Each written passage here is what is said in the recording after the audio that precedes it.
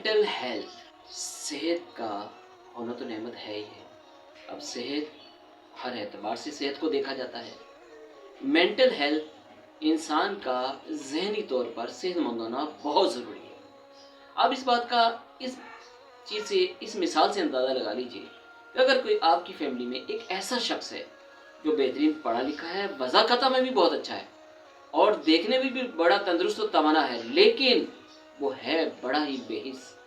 उसको छोटी छोटी बातों पर गुस्सा आ जाता है, वो जज्बाती हो जाता है और बाज़ मरतबा तो एहसास का ये आलम होता है कि वो इमोशनल लेस हो जाता है।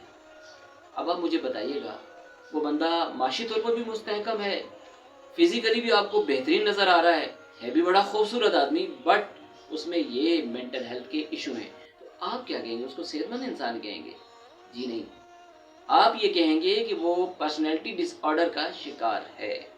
जी हाँ सामीन और नाज़रीन, क्योंकि हम बात कर रहे हैं मेंटल हेल्थ के हवाले से, क्योंकि आज माशरे में डिप्रेशन, एंजाइटी, स्ट्रेस, ये टर्म पहले शायद बहुत कम लोगों को मालूम थी, लेकिन आज ये टर्म ना सिर्फ मालूम है बल्कि लोग इस प्रॉब्लम का शिकार भी मौजूद हैं। यानी आप किसी भी शख्स से पूछें, किसी गाड़ी चलाते हुए शख्स से पूछें कि यार तेरे माथे पर पड़े हुए बल, इसके पीछे क्या मसला है, तो पूरी एक दास्तान सुनाता है। मालूम चलता है केस टेकिंग के बाद हमें पता चलता है कि ये तो यार मेंटली डिसऑर्डर का शिकार है, ये तो स्ट्रेस का शिकार है यार। आपके सामने मैंने मिसाल तो रख दी कि आपकी फैमिली में आपका भाई, आपका अंकल, आपके वालिद साहब, आपका बेटा, आपका हस्बैंड, आपकी वाइफ, आपके रिश्तों में से कोई ऐसा शख्स अगर मेंटली डिसऑर्डर का शिकार है, तो आप मुझे बताइएगा कि ज़िंदगी अजीरन नहीं हो जाएगी। आज हम ऐसे ही मेंटली डिजीज़ के बारे में बात करेंगे, एक ऐसे ही नफ्सियाती आर्जे के बारे में बात करेंगे जिसका ताल्लुक दिमाग से है, सोच से है, फिक्र से है। जी हाँ, आज हम बात करेंगे डिसोशल पर्सनैलिटी के बारे में। डिसोशल पर्सनैलिटी कौन है? आपने सोशल के नाम से आइडिया तो लगा लिया होगा कि एक ऐसे शख्स की बात करने वाले हैं जो माशरती तौर पर कहीं ना कहीं कोई प्रॉब्लम कर रहा है, माँ बदौलत कोई ना कोई ऐसी हरकत कर रहे हैं जिसका सोसाइटी या माशरे या फ़र्द से ताल्लुक़ है। जी हाँ सामीन और नाज़रीन, आज हम ऐसे शख्स के बारे में बात करेंगे। जी हाँ, इस शख्स की काम धंधे क्या होते हैं, इस शख्स के अलामात क्या हैं, इस शख्स कर क्या रहा होता है हमारे साथ। भाईजान हज़रत साहब हमारे घर में मौजूद हैं और हमें मालूम ही नहीं है कि माँ बदौलत पर्सनैलिटी डिसऑर्डर का शिकार हैं और उनके साथ सोशल जो एक प्रॉब्लम है, जो सोसाइटी से ताल्लुक़ रखने वाला है, वो भी एक प्रॉब्लम है जिसका ज़हनी आर्जे से ताल्लुक़ है। अब ये शख्स होता कैसा है?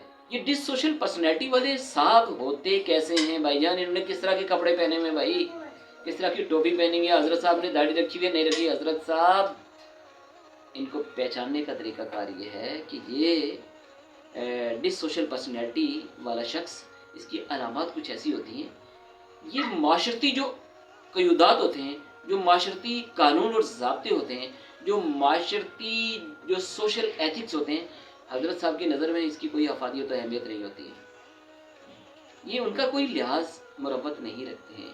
यानी डिसोशल पर्सनैलिटी के शख्स की एक पहचान तो हमने आपको पेश कर दी कि ये जो माशरती ज़ाब्ते हैं, जो माशरती लिहाज है, जो माशरती कानून है, उनकी वो ख़ास ख़याल नहीं रखते।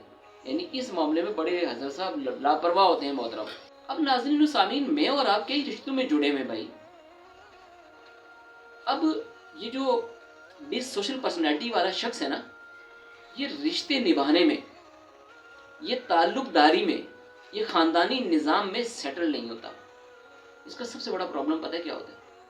ये ज़्यादा देर तक रिश्तों को निभा नहीं सकता। मसलन मियाँ बीवी का एक ताल्लुक़ है, कितना एक कितना अहम तरीन सोसाइटी का एलिमेंट है।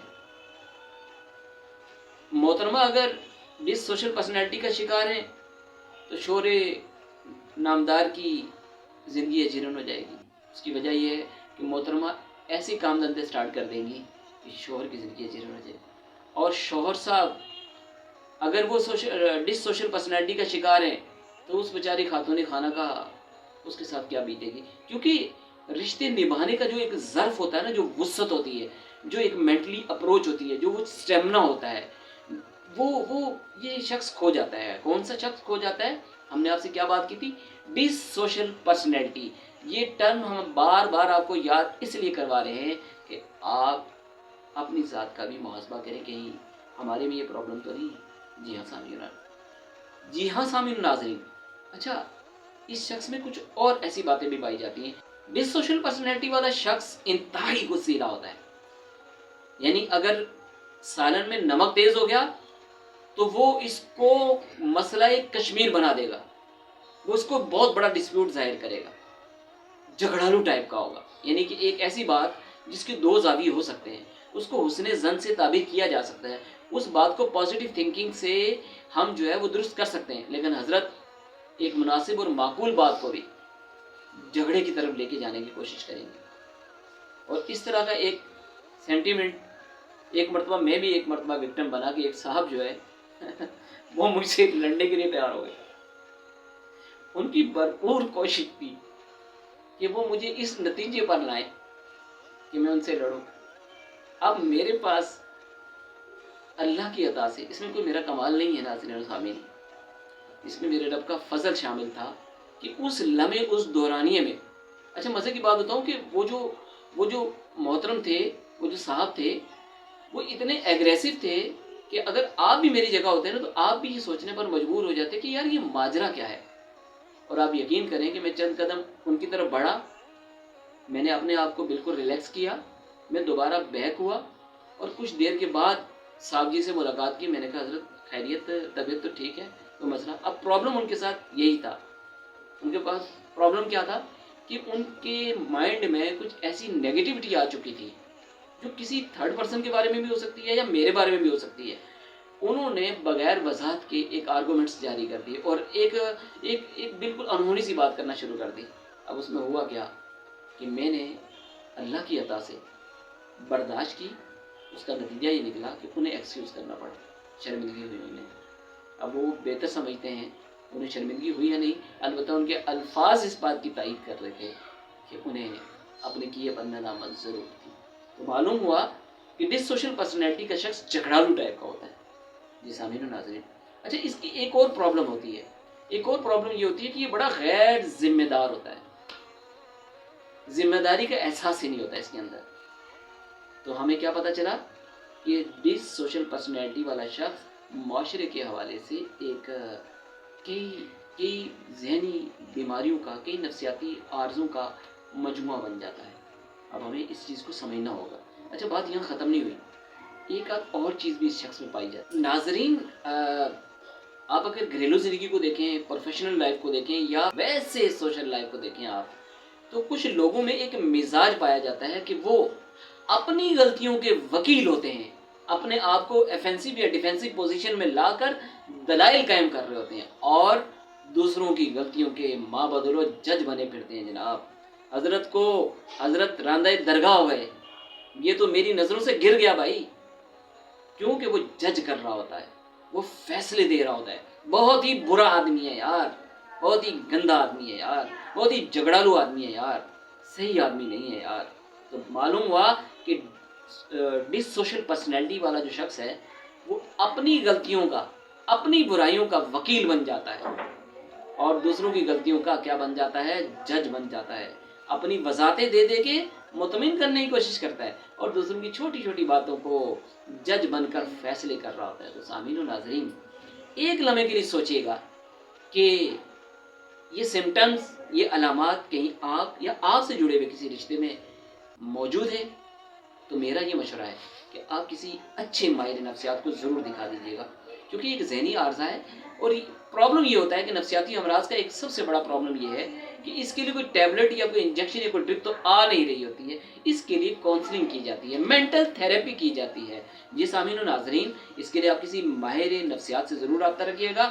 اور ہاں، اس کا ایک بہترین اور زبردست طریقہ یہ ہے کہ آپ اس کائنات کا ایک بہترین اور زبردست اور آزمودہ کام بتانے لگا ہوں آپ کو.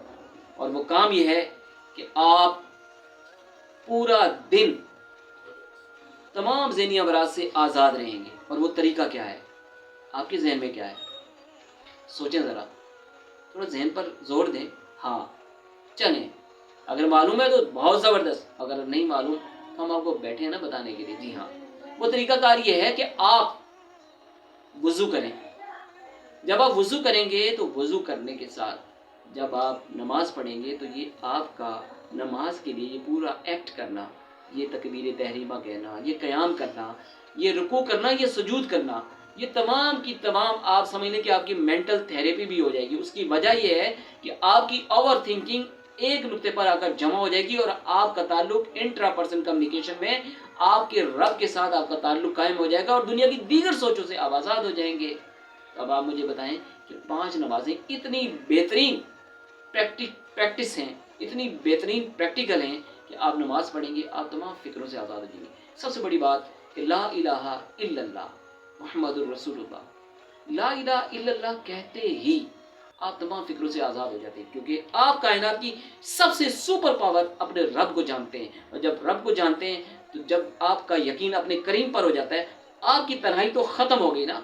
आपके दिमाग में पनपने वाले वो तमाम मफरूज़े और ख़यालात, वो सोचें और वो अंदेशे सब ख़त्म हो जाते हैं। उसकी वजह यह है कि मेरे पास एक ऐसी ज़ात है जो मेरे तमाम मसाइल का हल उस ज़ात के पास मौजूद है और वो मेरा करीम रब है। और मालूम ये हुआ कि इस कायनात में मैं तन्हा नहीं हूँ, बल्कि एक ऐसी ज़ात है जो हमेशा मुझ पर मेहरबान है। तो फिर फ़िक्र काहे की। जी सामीन नाज़रीन, इस्लाम से जुड़े रहिए, इस्लाम की तालीमात हासिल भी कीजिए, इसको अपनी ज़िंदगी में नाफिज कीजिए और आप खुद देखेंगे इसकी कितनी बरकतें हैं। और बात तवील हो जाएगी। और वो मुझे अच्छे से याद है कि सोशल मीडिया का यूज़र सिर्फ फिंगर टिप्स पर होता है और उसने डॉक्टर ज़हूर अहमद दानिश की इतनी तवील वीडियो को कहीं यूँ नहीं कर देना। बल्कि दोस्तों, अगर काम की बात है तो दूसरों से शेयर ज़रूर कीजिएगा।